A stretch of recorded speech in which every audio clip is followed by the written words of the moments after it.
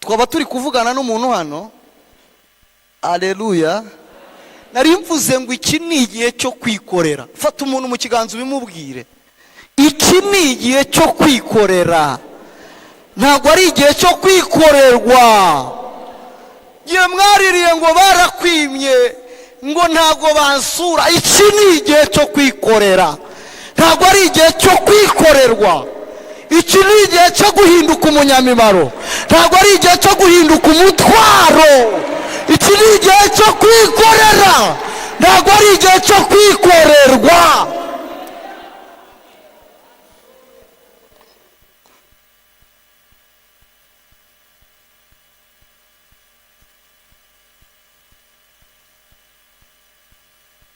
Kandi mukunda ibintu by'ubuntu, ariko ndashaka kubwira ko inkuru nziza Yesu Kristo yarangije igihe cyo kwikorerwa.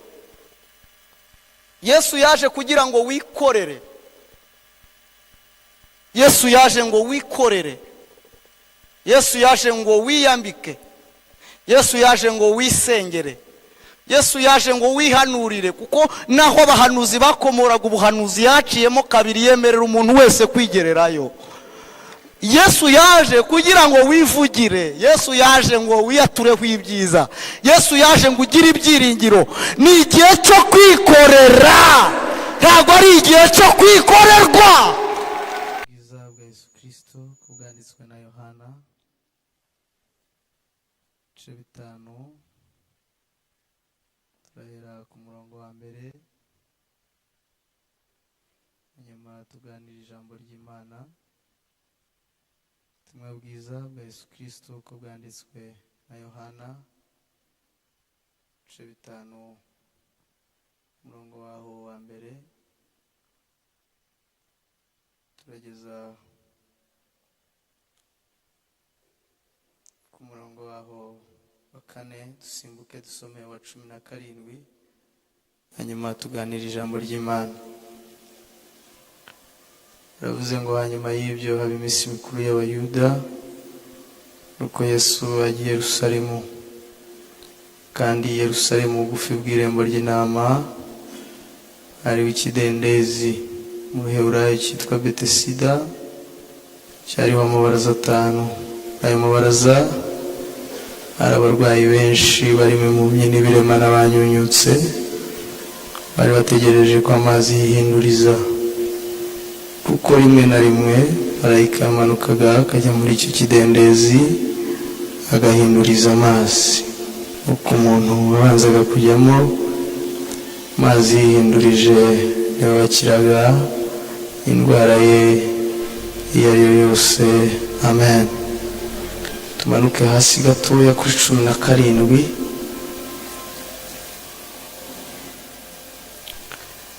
Aravuze ngo ariko arabasubiza ati, Data arakora kugeza n'ubu, nanjye ndakora. Amen. Dufite teme iri muri Nahumu ibice byaho 2, umurongo wa mbere kanaho twasome, hanyuma turaza kubihuza n'iri jambo dukomereza aho twagarukiye ejo, hanyuma tuze gukuramo icyifuzo dusenge. Haravuze ngo dore mu mpinga z'imisozi amaguru yuzanye inkuru nziza, kamamaza iby'amahoro. Yuda we, komeza ibirori byawe byera, higura imihigo yawe, ko umunyabi batazongera kunyura iwawe yatsembweho pe. Turashimira Imana iduhaye umwanya mwiza kugira ngo tuganire ijambo ry'Imana. Nitwiriho Isaac, nsengera ku itorero rya Cyahafi, paruwasi yacu iri Muhima. Turashimira ubuyobozi bw'itorero bwaturaritse, Imana ibahe umugisha. Turashimira abashumba, abapasitori, abakozi b'Imana, Imana ibahe umugisha. Turashimira abaririmbyi twafatikanije ivugabutumwa ry'uyu munsi, Imana ibahe umugisha. Kandi namwe turabashimira mu izina rya Yesu ko mwaje kumva ijambo ry'Imana. Imana ibahe umugisha. Mvuze ngo Imana ibahe umugisha. Ikumva twashimira Imana n'amashyi ko yaduhaye umwanya mwiza.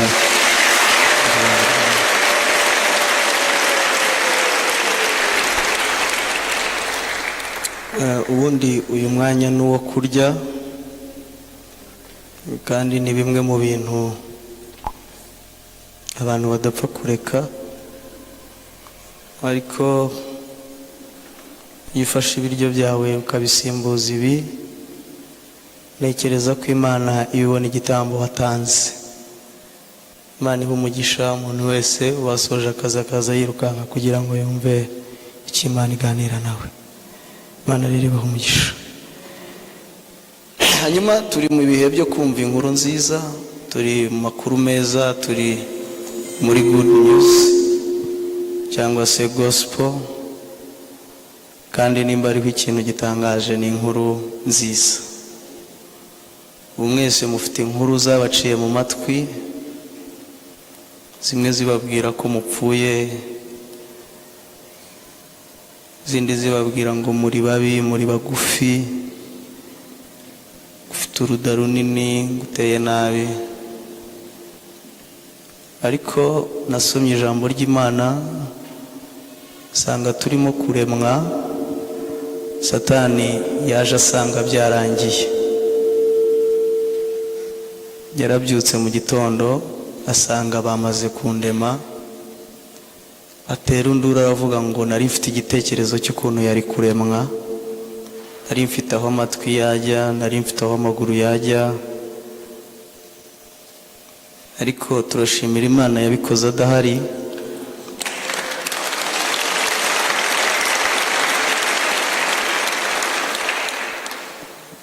Kuko n'ingingo ziturengera Satani ntabwo azi aho ziri,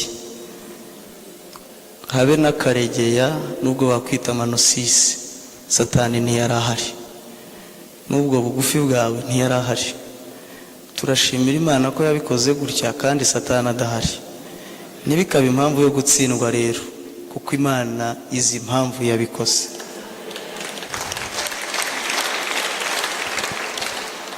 Turashimira Imana yabikoze adahari. Turashimira Imana yabikoze adahari. Turashimira Imana yabikoze adahari. Turashimira Imana.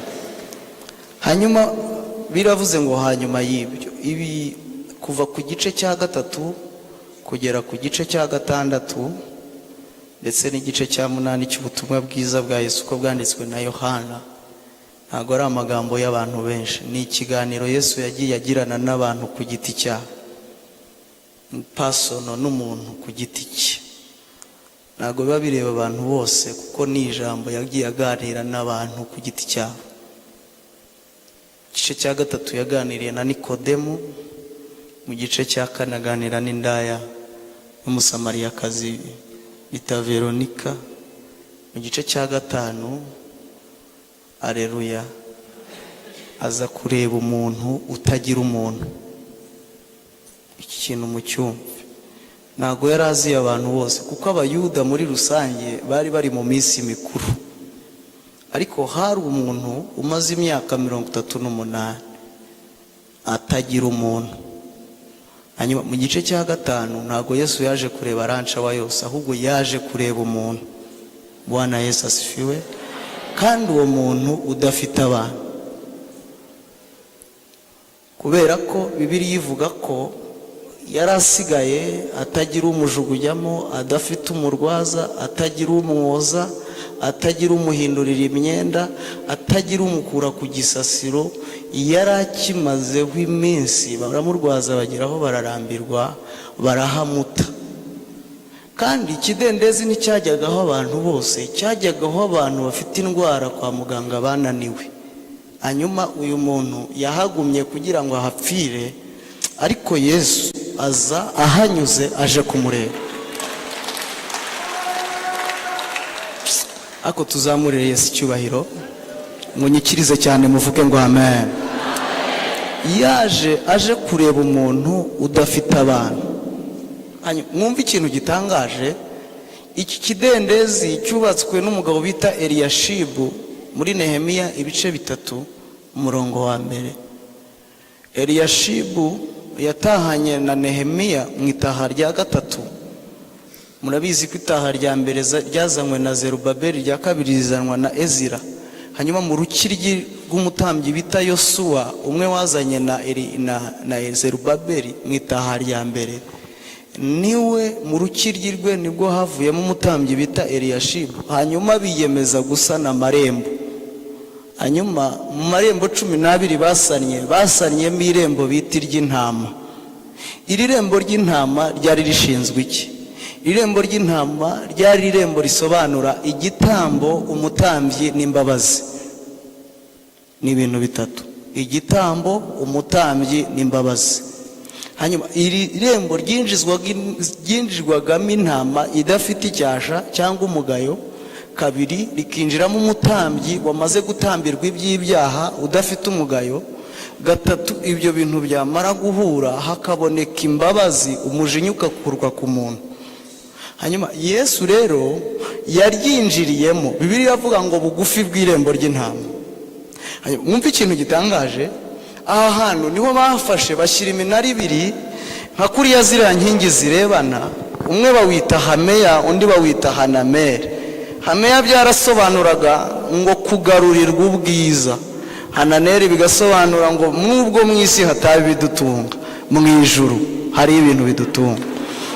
Mwumve, hagati y'iyo minara badendezamo amabaraza, barangije basukamo amazi, bahamagara abatambyi bakandagizamo ibirenge, barasenga, baravuga ngo Data wa twese uri mu ijuru, marayika wawe ajyaza yikubite muri iki kidendezi, hanyuma asigemo ubuzima.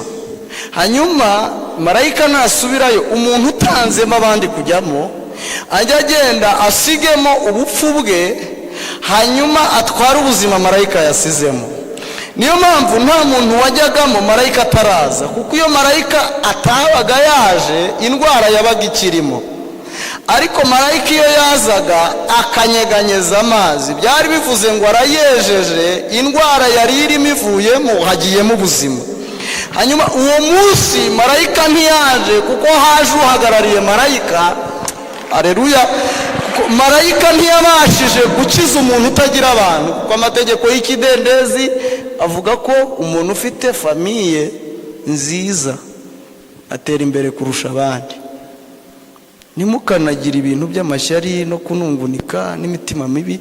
Amategeko y'ikidendezi n'amabwiriza arabyemera. Ukurusha amaboko abaho kukurusha. Ko biravuga ngo utanga abandi kugira gute? Kujya. Hanyuma ikidendezi rero ntikigeze kibasha gutanga ubuzima ku bantu batari bafite umuntu. Hanyuma uwo munsi rero hari n'umunsi utari wo gukiza, Yesu yinjira mu irembo ry'intama. Ndashaka kubwira ko Yesu ari we gitambo kizima cyuzuye gishimwa n'Imana. Kubera iki? Yesu yanyuze mu nkiko 6, kuva kwa Kayafa kugera kwa Pilato. Aho hose baramucenshuye bamuburamo icyaha. Yesu yapfuye nta cyaha agira. Bwana Yesu asifiwe. Yesu yapfuye nta cyaha agira. Baramugenzuye bahera mu bworo bw'ikirenge, na babandi bayungurura ifu bashakamo inshenga, bamubuzemo icyaha. Baramugenzuye basanga ibirenge bye birera, ntabwo afite amafuti nk'ayanjye, basanga amanarera, basanga ibitsitsino, basanga mu mavi, basanga amatako, munsi y'urukenyerero hamwe hananiye abantu, basanga inda ye ntiyariye iby'abandi, basanga umutima we ntiwigeze ugambirira nabi, basanga ibitugu bye birera, basanga ibiganza bye ntibyafashe ikibi, basanga akanwa ke ntikavuze amanjwa, basanga amaso ye ntiyarebaguje, basanga ibitekerezo bye ntibyanduye. Baritegereza hose bamuburamo icyaha, bashima kumwica nta cyaha, kugira ngo apfire ngewe wari wuzuye inenge. Ariko dushimire Yesu muri iri teraniro, muvuge cyane ngo haleluya. Umunsi wo gukira kwanjye, umunsi wo gukira kwanjye, uwo munsi bashatse kumurekura binyuze mu mugabo bitaga Pilato. Aravuga ati rero uyu mugabo nkurikije ko nta cyaha mubonaho, reka murekure agende.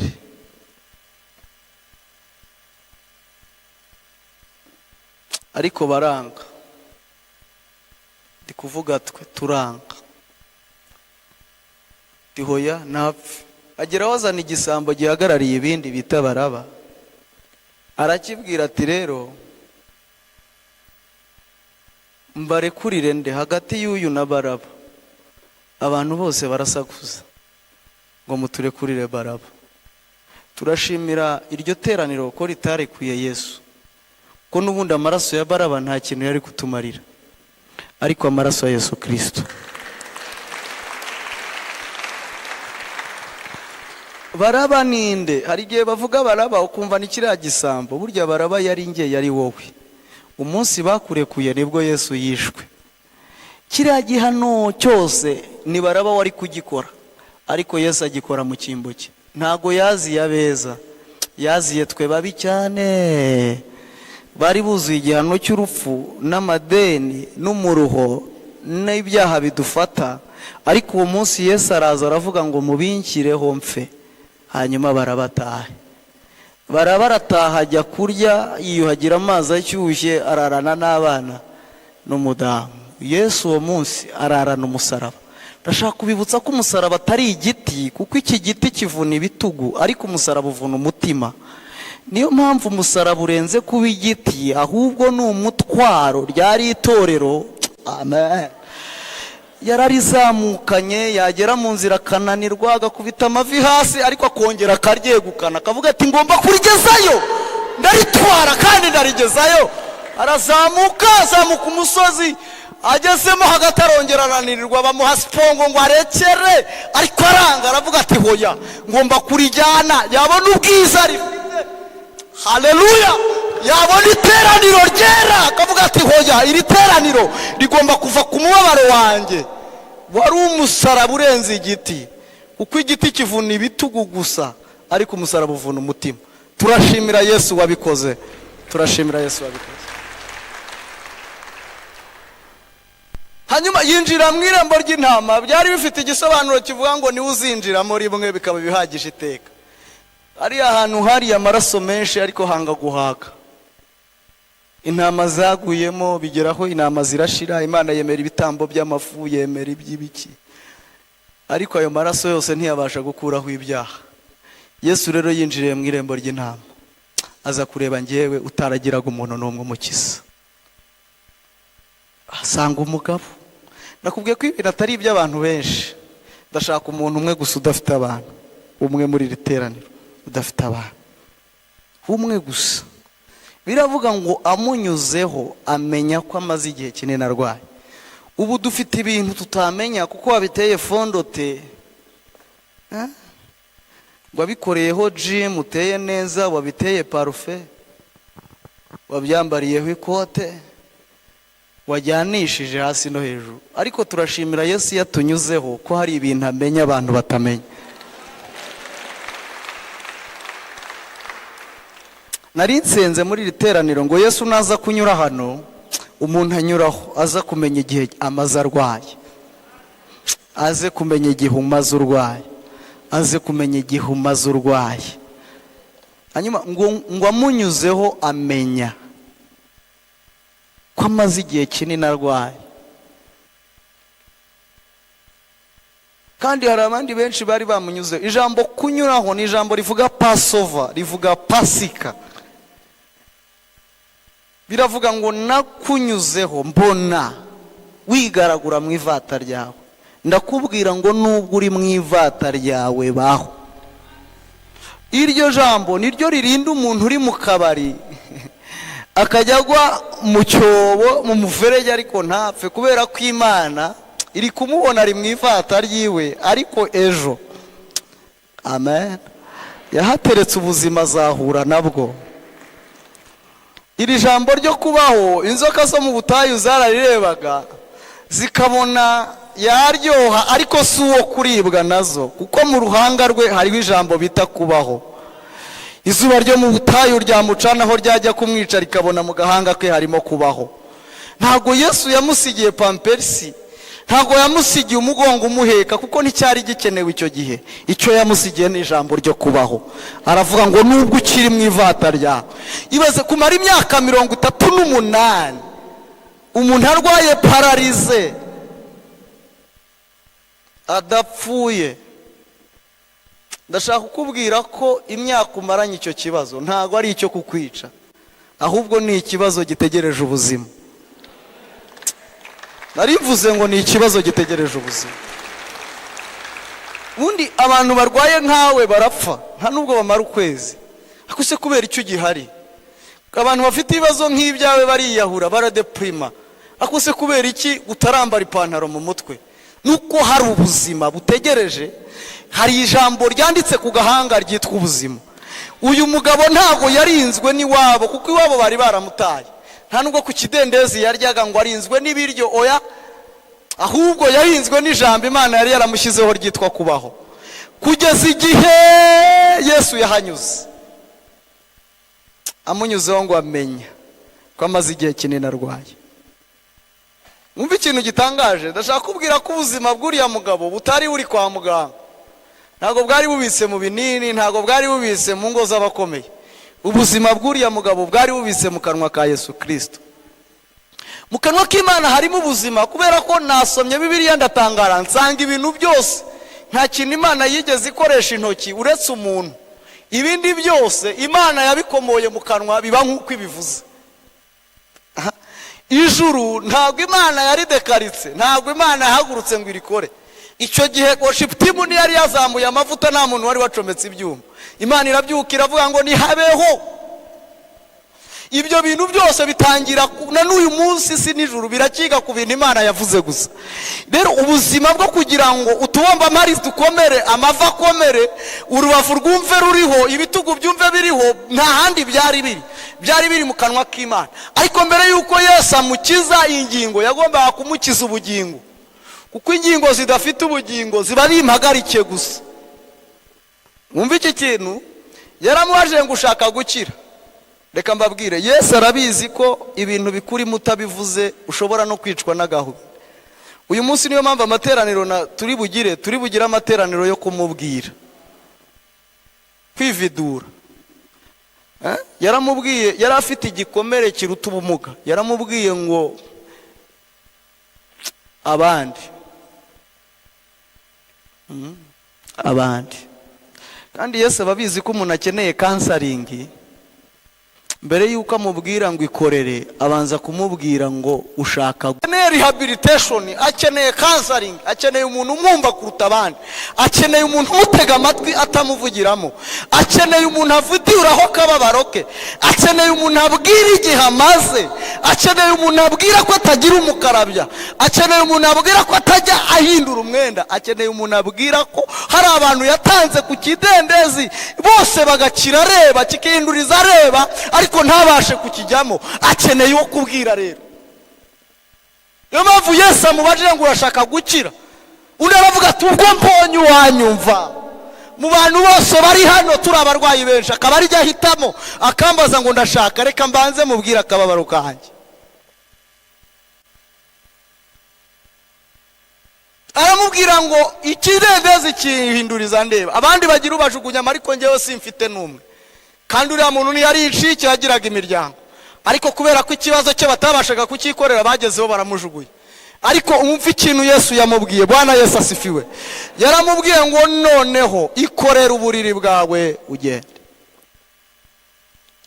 Kwikorera bivuze responsibility, bivuze kugira inshingano, bivuze gufata ikintu cyakurya, ikintu cyagutunze imyaka 38 nawe ukagifata ugatangira kukibeshaho.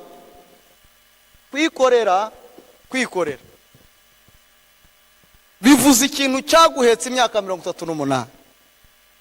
Imyaka 38, imyaka 38 ukagifata ukakizamura ukakikorera. Kandi noneho kuko cyo cyakugumishije aho, cyo ntukigumishaho, ahubwo ukore muvuma, ugitambukane, ukigendanye, ugiteze imbere, ukijyana. Kwikorera, Bwana Yesu asifiwe, kwikorera bivuze inshingano, haleluya, zirenze izo wakugize inshingano imyaka 38. Reka duhanure muri literaniro. Ese murahari? Muvuge cyane ngo amen. Iki ni igihe cyo kugira ngo twikorere, ntabwo ari igihe cyo kwikorerwa.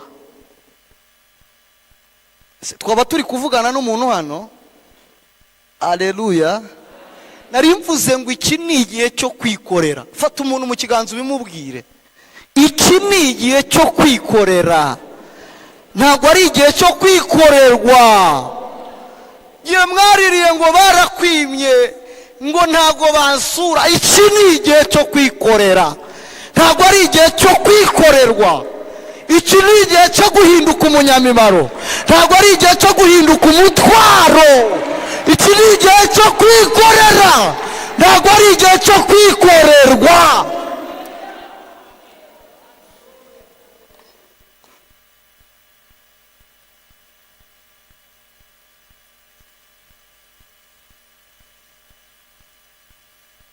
Kandi mukunda ibintu by'ubuntu, ariko ndashaka kukubwira ko inkuru nziza ya Yesu Kristo yarangije igihe cyo kwikorerwa. Yesu yaje kugira ngo wikorere. Yesu yaje ngo wikorere. Yesu yaje ngo wiyambike. Yesu yaje ngo wisengere. Yesu yaje ngo wihanurire, kuko naho abahanuzi bakomoraga ubuhanuzi yaciyemo kabiri yemerera umuntu wese kwigererayo. Yesu yaje kugira ngo wivugire. Yesu yaje ngo wiyatureho ibyiza. Yesu yaje ngo ugire ibyiringiro. Ni igihe cyo kwikorera, ntabwo ari igihe cyo kwikorerwa. Uyu ni umwaka wo kwikorera. Gafata umuntu waguhaye umuceri ukamujyana hano hepfo, ukamubwira ngo nawe baguhe umufuka w'umuceri. Ugafata umuntu warihiye abana bawe, ugafata abana be nawe ukabajyana ku ishuri. Ugafata umuntu wagusengeye nawe ukamwinjiza mu cyumba cy'amasengesho ukamusengera. Ugafata umuntu ukumira ibitero bizi wawe, ugakumira ibye atarabimenya. Ugafata umuntu wakweretswe nawe ukamwerekwa. Ugafata umuntu wayishuriwe nawe ugahishurirwa. Kuko tugeze mu gihe cyo kwikorera, ntago turi mu gihe cyo kwikorerwa. Yaramubwiye ngo ikorere uburiri bwawe. Ikorere uburiri bwawe. Aleluya. Aba hari umuntu wazigendanye igisasiro muri iteraniro? Ndi kubona ari bakeya, ariko abakigendanye nkanjye batajya bagisiga. Ndagira ngo dukore isengesho ryo kukikorera. Hanyuma umuntu wakizanye ni uri buhaguruke, utakizanye arakomeza yicarire.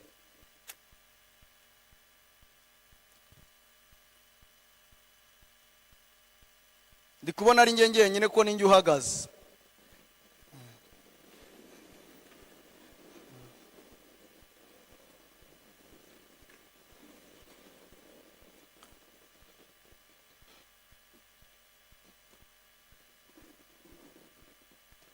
Abantu bakosoye Yesu baramubwira batari ko gutubwaye runaka uburenganzira ku isabato. Arababwira ati reka mbabwize ukuri, Data arakora kugeza na n'ubu. Nubwo atari kutuma yikorera, nubwo ntari kujyayo, ariko Data we arakora. Arababwira ngo kandi nanjye ndakora. Aleluya. Yesu ntiyasoje umurimo, n'uyu munsi aracyakora. Ndagira ngo tumukingurire umuryango aza akora umurimo muri twebwe. Ndikumva tugeze mu gihe cyo kwikorera kandi. Wumva ibirenge bitungutse mu irembo ry'intama uburyo bizanye inkuru nziza. Yari yarabuze mu myaka 38. Yarayitegereje aravuga ati wenda izaturuka se hashika. Yicara y'imyaka myinshi arayibura. Arayitegereza aravuga ngo izaturuka kwa marume ntiyavayo, izaturuka kwa anti ntiyavayo, izaturuka ku mugabo. Avuga ati ubwo nshatse wenda yagera yagasanganaho, ariko agiye kubona hari umugabo winjiriye mu irembo ry'intama, irembo ry'umbabazi, asanye inkuru nziza, inkuru idasanzwe, inkuru yo kwikorera, inkuru itari yo kwikorerwa, inkuru nziza. Ndashaka kubwira ngo haleluya, dore ibirenge byuzanye inkuru nziza. Aleluya. Akamamaza iby'amahoro. Ayizakawe zari mando feshari grarebo.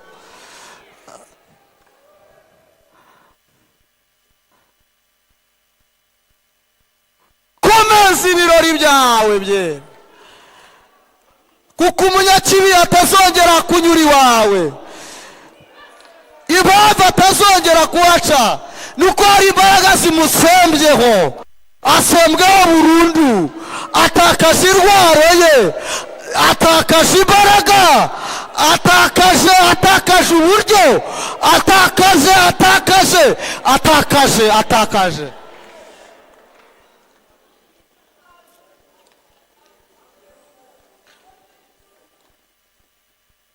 Nagira ngo tubwire Yesu muri kino gitaramo, umubwire ngo data, iyi rancawa ibi yanjye. Wavuze ko waje kureba umuntu, ntago ndeba abandi, nidushake tube duhagaze turi benshi.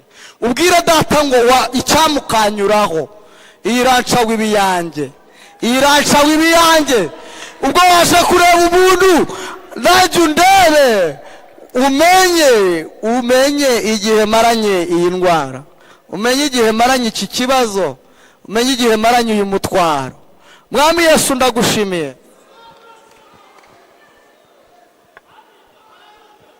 Dore ibirenge byuzanye inkuru nziza, akamamaza iby'amahoro,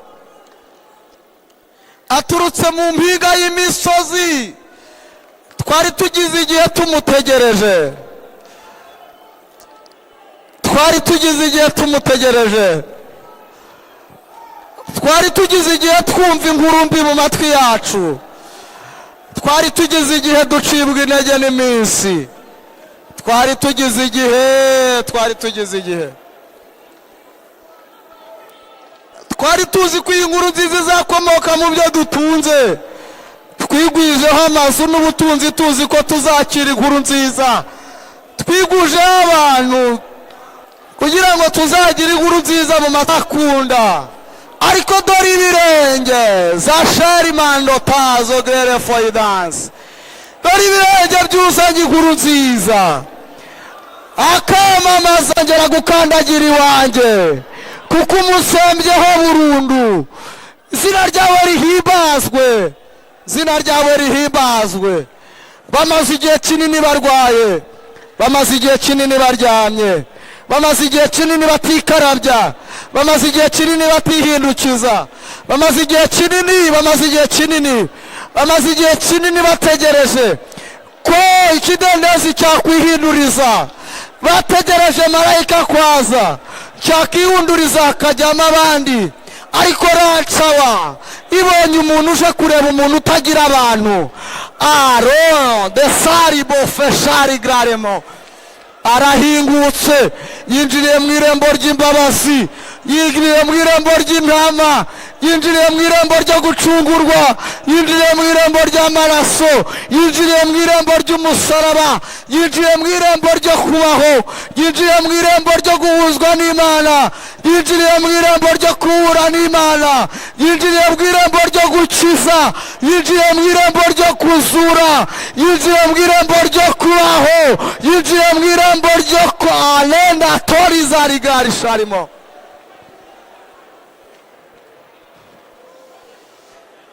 Komeza ibirori byawe, ikorera uburiri bwawe, ikorera uburiri bwawe, ikorera igisasiro cyawe, ikorera igisasiro cyawe. Va mu mwaka wo kuba umutwaro, kalenda tayibozarisha. Ntabwo ari umwaka wo kwikorerwa, ni umwaka wo kwikorera. Injira mu muryango wo kwikorera, va mu muryango wo gukorerwa. Twanze kuba imitwaro mu miryango, twanze kuba imitwaro mu bo dukorana, ahubwo duhindutse igisubizo cy'isi. Isi ibonye igisubizo kandi gikomotse muri twebwe. Urakoze Yesu, turagushimiye, tugukomeye amashyi menshi kutugiriye neza, tukuvugirije impundu, tugukomeye amashyi cyane. Turagushimiye. Ndagira ngo duhaguruke dushimire Imana.